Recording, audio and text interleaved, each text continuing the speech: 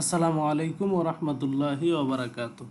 প্রিয় বন্ধুরা, আজকে আমি আপনাদের জন্য একটি গুরুত্বপূর্ণ আহ, বিষয় নিয়ে আপনাদের সামনে হাজির হয়েছি, যেটা আমরা মুসলিম হিসেবে আমাদের প্রত্যেকেরই প্রয়োজন। আমরা আছি অনেকেই যারা বয়োবৃদ্ধ বা বয়স্ক হয়ে গেছে, আমাদের কোরআন শেখার জন্যে বিভিন্ন প্রতিষ্ঠানে যাওয়া কোনোভাবেই সুযোগ নেই, এবং কি সহিশুদ্ধভাবে কোরআনটিকে তেলাওয়াত করতে পারি না, যার কারণে আমাদের নামাজও সঠিকভাবে হচ্ছে না।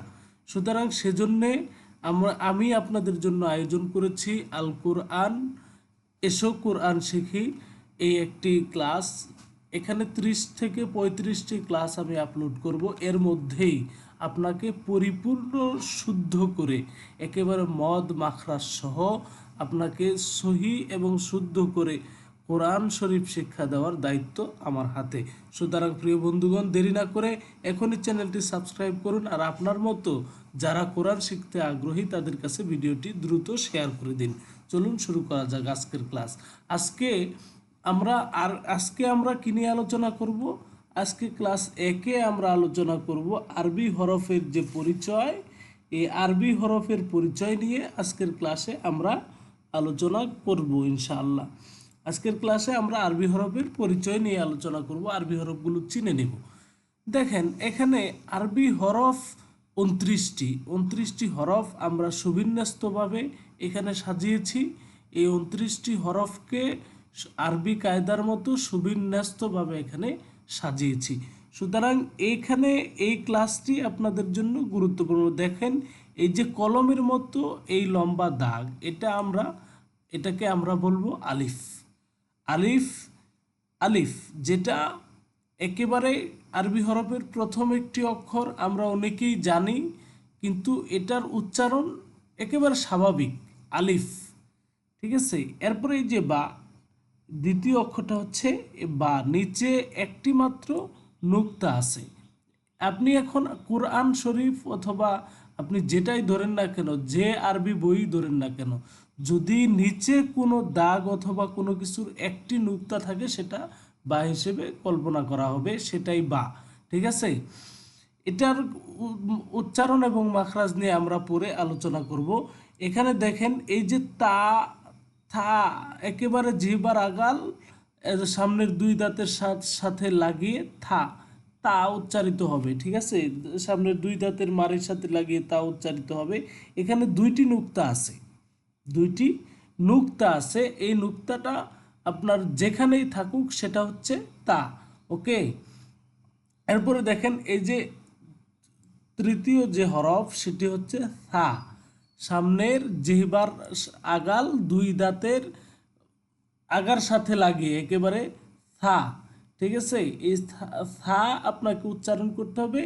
থা যেভাবে আমরা বাংলা থ উচ্চারণ করে থাকি, সেভাবে থা উচ্চারিত হবে। এই জিম খুব শক্তভাবে জিমটাকে আপনাকে উচ্চারণ করতে হবে। দেখেন, পেটের মধ্যে একটা নুক্তা আছে, এটা হচ্ছে জিম। জিমকে আপনাকে খুব শক্ত করে এটা উচ্চারণ করতে হবে।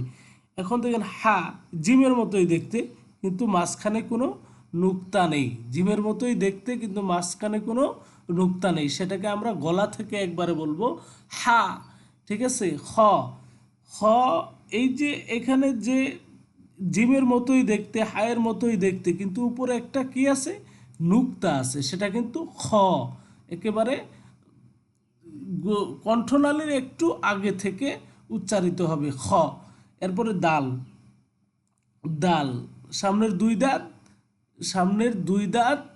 দুই দাঁতের মাড়ির সাথে আমরা কি করব, জিহ্বাকে লাগিয়ে উচ্চারণ করব দাল। ঠিক আছে।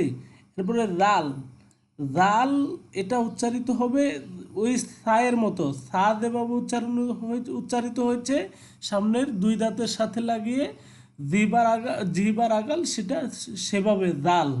এরপর র, র এটা মুখের ভিতরে একটা একটা শব্দ হবে। ঠিক আছে। এরকম র। দেখেন, দাল কিন্তু দালের মতোই দেখতে, দালের মতোই দেখতে, কিন্তু দালের উপরে কোনো নুক্তা নেই, দালের উপরে নুক্তা আছে। এখানে র, এখানে যা, খুব শক্তভাবে জিজি পোকা যেভাবে করে আর কি, যা, যাটা আপনি উচ্চারণ করবেন। দেখেন, যাটা দেখতে র এর মতোই, কিন্তু উপরে কি আছে, একটা নুক্তা আছে, আপনাকে এটাকে খেয়াল করতে হবে যে যাটা দেখতে রয়ের মতোই কিন্তু উচ্চারিত উপরে একটি নুক্তা আছে, আর জি এখানে জিম খুব শক্তভাবে দেখেন তো, জিম এবং যা এর উচ্চারণ কিন্তু একই এই উচ্চারণে কি কিন্তু আপনাকে তামিজ করতে হবে, কিছুটা পার্থক্য করতে হবে, ঠিক আছে। জিম খুব শক্তভাবে, আর যা দেখেন দুই দাঁত জিহ্বার আগার সাথে আপনি জিহ্বা নিচের দিকে পড়ে থাকবে কিন্তু দুই দাঁত একটু পিছন দিকে সরে আসবে, ঠিক আছে। যা। এরপরে সিন। সিন দেখেন তিনটা দাঁতওয়ালা, এই সিনের তিনটা দাঁত আছে। সিন, সিন ওই যা যেভাবে উচ্চারণ করছেন সিনও ঠিক সেই একইভাবে উচ্চারিত হবে। সিন, শিন। শিন দেখেন এখানে সিনের মতোই দেখতে, জিম যেভাবে উচ্চারণ করছেন শিন ঠিক সেভাবে একইভাবে উচ্চারিত হবে। সদ দেখেন সিন, আপনি বুঝতে পারে, আপনারা যদি বুঝতে কষ্ট হয় দেখেন সিনটা এখানে তিনটা দাঁত আছে, আবার সিন কিন্তু দেখতে সিনের মতোই কিন্তু সেটার তিনটা নুক্তা আছে, ওকে। এখন দেখেন এখানে সদ, এটা কি সদ, দেখতে উচ্চারণটা আপনি আমার মতো করে করে নেওয়ার চেষ্টা করবেন, সদ। এরপরে এখানে দদ,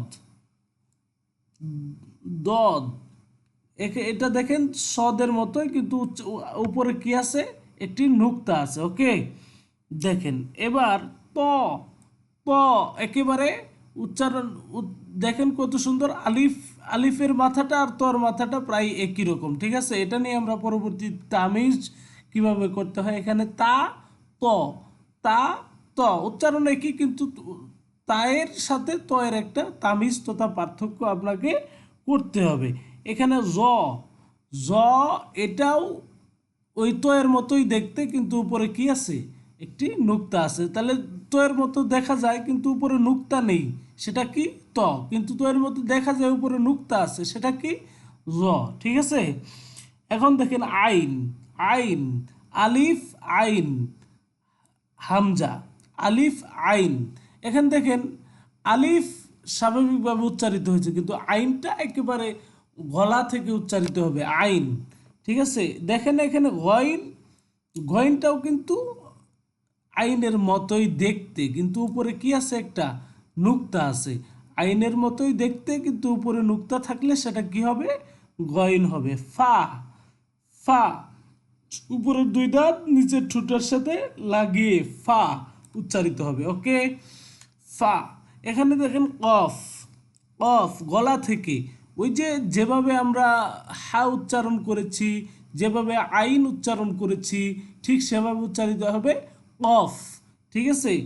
এখানে দেখেন কাফ, কাফ স্বাভাবিকভাবে, কফ এটা গলা থেকে আর কাফটা হবে স্বাভাবিকভাবে সামনে থেকে বা হলকের মাঝখান থেকে যেটাকে বলি আমরা, অর্থাৎ কণ্ঠনালী থেকে একটু সামনে বাড়িয়ে, আবার মুখের ভিতরেও না, একটু মাঝামাঝি অবস্থায় রেখে কাফ উচ্চারিত হবে, ঠিক আছে। জিহ্বার মধ্যখান উপরের তালুর সাথে লাগবে, কাফ। দেখেন এখানে লাম, লাম, লামের মাথাও কিন্তু আলিফের মতোই তজর মতোই, তাই না, সেটা আমরা নিয়ে পার্থক্য নিয়ে পরে আলোচনা করব। দেখেন মিম, মিম একেবারে ঠোঁট থেকে উচ্চারিত হচ্ছে মিম। এরপরে নুন, নুন এটা নাক থেকে উচ্চারিত হয় নুন, ঠিক আছে। এরপরে ওয়া, এটা কি ওয়া, ওয়া মুখটা গুল হয়ে যাবে, ওয়া, ঠিক আছে, মুখটা একেবারে গুল হয়ে যাবে। এরপরে হাম, হা, হা এটা হলো হা, এই যে এখানে যে আমরা পড়েছি জিমের পরে যে অক্ষরটা পড়েছি এটা হচ্ছে এই যে হা, হা এটা গলা থেকে কিন্তু হে এই হাটা একেবারে ভিতর থেকে, মানে এটাও এটা হা একেবারে ভিতর থেকে, আর এই হাটা হলকের একেবারে শেষ প্রান্ত থেকে, আর এই হাটা হলকের মাঝখান থেকে, হা, হা একেবারে মানে হলকটা চেপে ধরে উচ্চারণের স্থানটা চেপে ধরে হাটা উচ্চারণ করতে হবে, কিন্তু এই হাটা উচ্চারিত হবে একেবারে গলা থেকে ভিতর থেকে শুধু আসবে হা, ঠিক আছে, এখানে হামজা, হামজা এবং হায়ের উচ্চারণ একই, হামজা এবং আলিফের উচ্চারণ একই। আলিফে কোনো অক্ষরের উপরে যদি হরকত থাকে, কোনো অক্ষরের উপরে হরকত তারপরে সুকুন যদি থাকে, তাহলে সেটা কি হবে? হামজা হয়ে যায়। হামজার আলাদা কোনো কাজ নেই। ঠিক আছে, ইয়া, দেখেন ইয়াটা স্বাভাবিকভাবে এখানে এরকম থাকলেও ইয়ার নিচে দুইটা কি থাকে? নুক্তা থাকে। এই দেখেন, এই ইয়াটার নিচে দুইটা নুক্তা আছে, ইয়ার নিচে অবশ্যই কি থাকবে? দুইটা নুক্তা থাকবে। এই হলো আরবি বর্ণমালা সমূহের পরিচয়। যদি আপনি এভাবে আরবি বর্ণমালাগুলো সুবিন্যস্তভাবে শিখে নেন, তাহলে পরবর্তী প্রত্যেকটি ক্লাসে আপনি বাজিমাত করতে পারবেন। প্রত্যেকটি ক্লাসেই কোরআনুল কারিমকে শুদ্ধভাবে শেখার জন্য বাজিমাত করতে পারবেন। তো এই ক্লাসটি আপনি একবার নয়, এখন নয়, টাইমলাইনে শেয়ার করে রাখুন, 2বার 3বার 4বার দেখুন, তাহলে দেখবেন আরবি বর্ণমালাগুলো আপনার জন্য খুবই সহজ হয়ে গেছে। ধন্যবাদ সকলকে ক্লাসটি উপভোগ করার জন্য। পরবর্তী ক্লাসে দেখতে আমন্ত্রণ জানিয়ে আজকে ক্লাসটি শেষ করছি। আসসালামু আলাইকুম।